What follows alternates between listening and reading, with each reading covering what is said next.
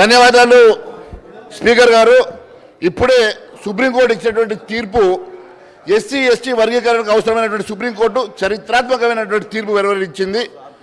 నాటి 5 సభ్యుల ధర్మాసన తీర్పును కొట్టేస్తూ 7 ధర్మాసన సభ్యులతో కూడినటువంటి తీర్పు 6 సభ్యులు సపోర్ట్ చేస్తూ ఈరోజు ఈ వర్గీకరణను మరి ఆమోదించడం చాలా సంతోషం. నరేంద్ర మోడీ గారు 70 సంవత్సరాలుగా ఎవరు చేయనటువంటి సాహసం నరేంద్ర మోడీ గారు మాటిచ్చారు, వారికి అండగా నిలబడ్డారు.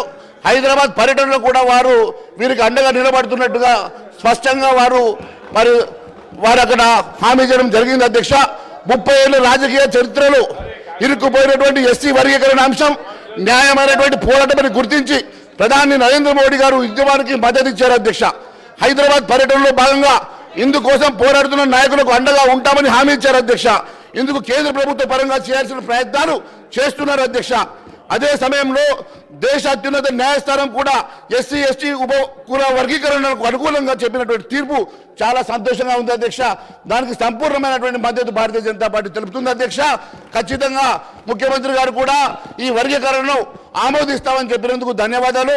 మేము ఖచ్చితంగా ఇది ఆమోదించి మరి మీరు కూడా ఖచ్చితంగా జీవో ప్రకారము మరి ప్రతి రిక్రూట్మెంట్లో కూడా ఈ వర్గీకరణ ఆమోదించాల్సిందిగా కోరుతా ఉన్నాం. అధ్యక్ష, మరి ఎన్నో సంవత్సరాలుగా వారి కళ ఈరోజు నెరవేరినందుకు సంతోషంగా ఉంది. అధ్యక్ష, ధన్యవాదాలు.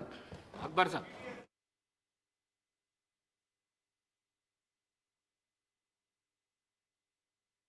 Mr. Sridhar Babu was saying that we do not want to